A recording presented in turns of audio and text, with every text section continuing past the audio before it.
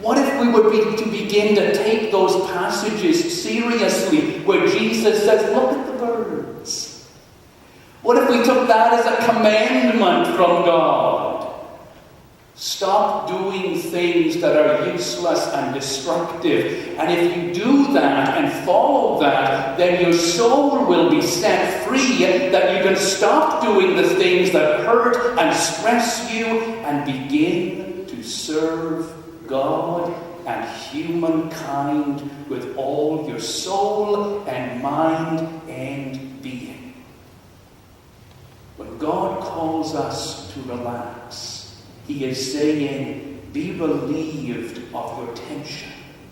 Give up your useless worry. Be healed of stress, that you may serve me and live for joy. 3,000 years ago, the prophet Amos saw that God's people were working themselves to death in pursuits that did not serve anyone.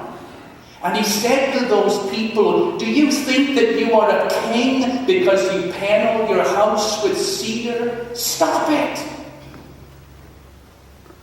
And in 30 AD, when Jesus saw a world filled with harried, stressed people, he said to them, come unto me, all you who labor and are heavy laden, take my yoke upon you and learn of me.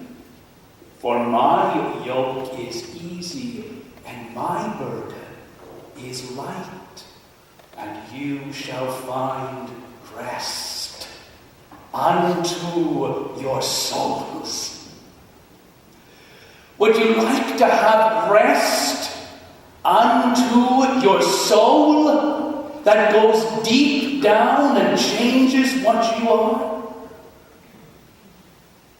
Relax, says God. Do those things that serve me, and you will be healed and find that rest that goes to the core of your being. Relax is the first word in the sermon. The next phrase is this: have fun. And I know that that makes Presbyterians very, very nervous. Fun.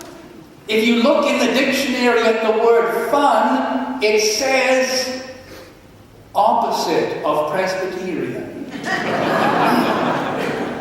Well, only according to the world. In truth, there are no people so filled with fun as Presbyterians. And we are filled with fun because Jesus gave us fun. And Jesus gave us celebration. Don't you love the story of the wedding in Cana of Galilee? Cana was a little tiny village. There were probably 30 or 40 people at that wedding, and they ran out of wine. A nightmare.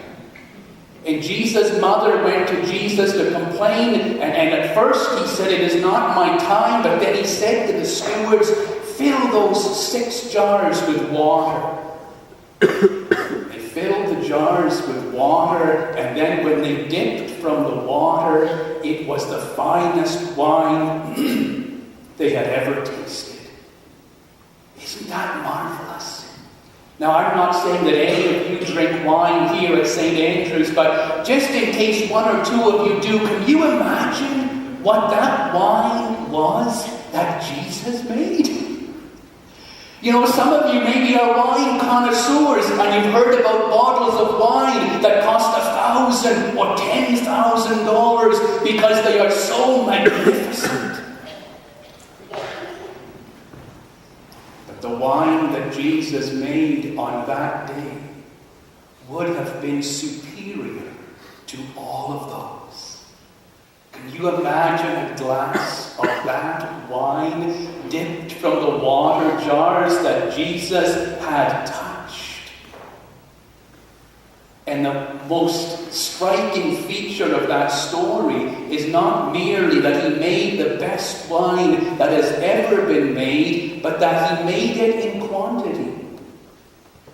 6 jars, 30 gallons each, 180 gallons, divided into 750 milliliter bottles. Jesus made 1,080 bottles of wine for 40 people.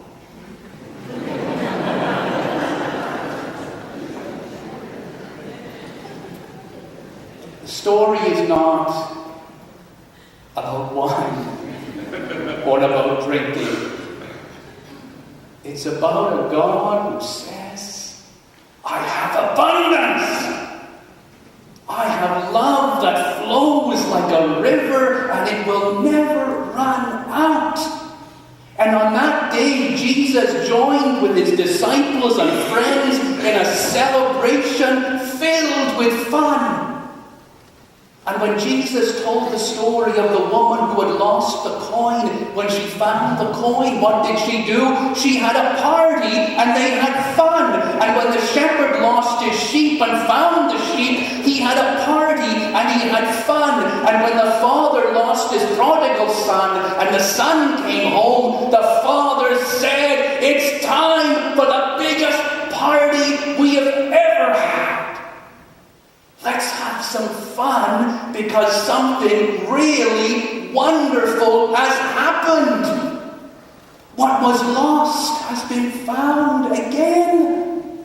And we who are Christians and Presbyterians have to live with that attitude all the time because something wonderful has happened for us. Christ has died on the cross of Calvary and he has paid the price for our sins, and so all of our guilt and shame is taken away, and then Christ has been raised again so that we will live for all eternity in absolute bliss and glory and peace and wholeness and healing. And there is nothing we can imagine as wonderful as that. Something wonderful has happened for us. So every moment of our lives is a celebration, is fun and glorious. And the most fun that we can have in life is when we share the goodness and the wonder of Christ's good news with the people around us. And when we share from our wealth and our abundance with others who have too little, that's what fun is. Relax. Have fun. And the third part, enjoy life. Enjoy your life. Now, there is a terrible old joke about Presbyterians that I have to tell you about the enjoyment of life, because some people think that Presbyterianism and Calvinism do not allow the enjoyment of life. And I'll tell you this story, even though it's old and corny. It's about the young minister in his first church. And it's a very strict old Scottish kirk. And one Sunday morning there's a terrible storm and there's snow on the roads and everything is frozen, and he wonders how he can get to church that day to conduct the service.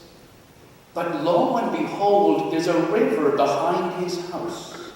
And the river has frozen smooth and solid, and it runs through the fields and goes right past the back of his church.